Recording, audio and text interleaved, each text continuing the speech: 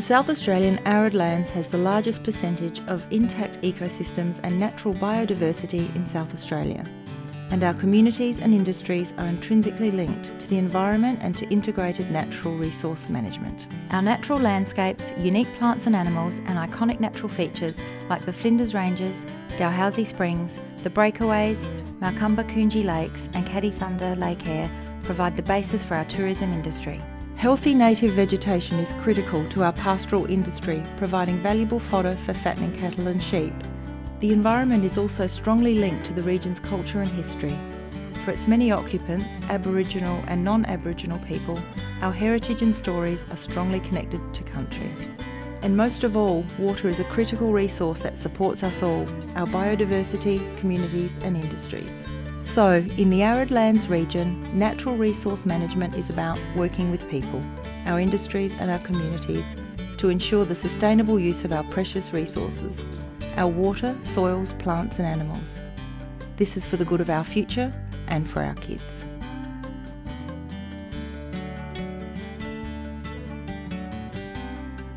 The South Australian Arid Lands Natural Resources Management Board is one of 8 regional bodies in South Australia which works with community, industry and government agencies to ensure a sustainable approach to the management, protection and restoration of our soil, water, native plants and animals.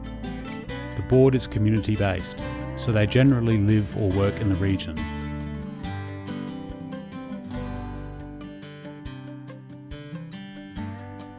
The activities of the SA Arid Lands NRM Board are directed by a 10-year regional NRM plan, which is developed in consultation with the community, industry and government. The plan outlines a range of programs to help protect ground and surface water, ensure sustainable industries, achieve best practice management of pastoral lands, conserve natural ecosystems and biodiversity, and encourage community participation. It also provides direction and outlines priorities for all who invest in the region. And it includes a 3-year business plan that sets out how the board will generate and invest its income, including its land and water-based NRM levies.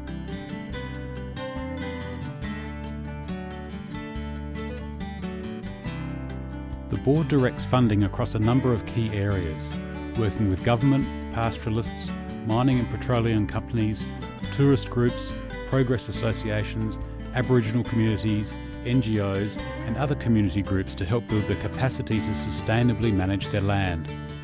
In addition to providing strategic advice on regional natural resource management issues and priorities, the board funds on-ground activities which are carried out by the Natural Resources SA Arid Land staff. Here's a snapshot of some of the key areas where the board directs its funding.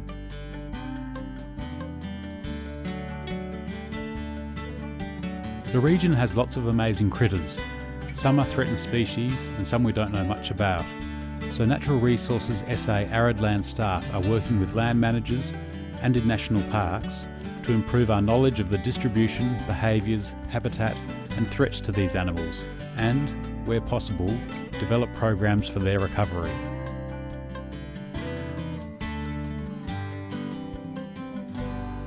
Pests are a big problem in our region. We've got camels, goats, pigs, rabbits, foxes, cats, several pest fish, and plenty of weeds like pepper tree, African boxthorn, bufflegrass, and African rue.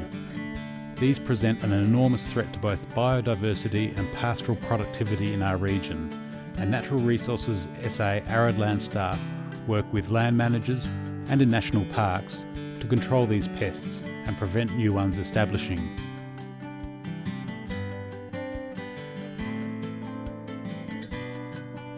In South Australia, wild dogs have a different status depending on whether they occur outside or inside the dog fence.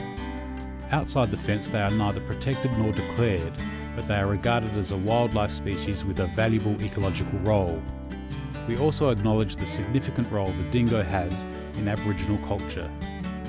At certain times they can be a problem for our cattle producers by causing substantial calf losses. So we're working with pastoralists to better understand their needs for control while looking at the ecological role it plays in the environment. This will help us develop best practice wild dog management strategies that will strike that balance between biodiversity and production. Inside the dog fence, the wild dog is a declared pest which threatens the livestock industry. And Natural Resources SA arid land staff are working with livestock producers, conservation properties, national parks, mining companies and Aboriginal properties to undertake coordinated, landscape-scale wild dog control across the region.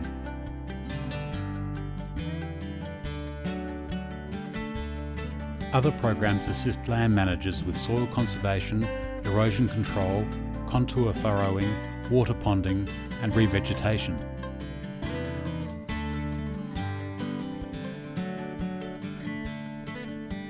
Water is a critical resource in the SA arid lands region and needs careful management.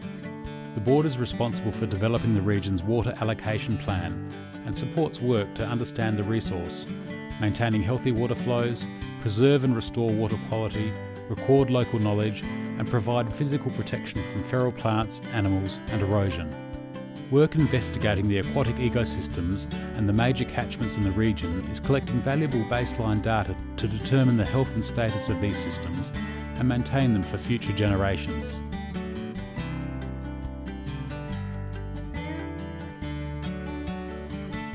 A number of land managers are running property management processes in the region, amongst them pastoral lessees, conservation groups and Aboriginal communities.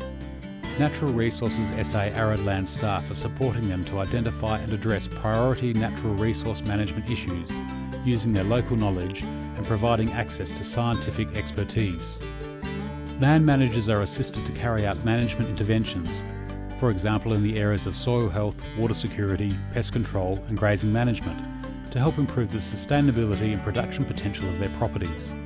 Remember, if you're managing land in the region, no matter how big or small, Natural Resources SA arid land staff are here to help you manage your natural resources.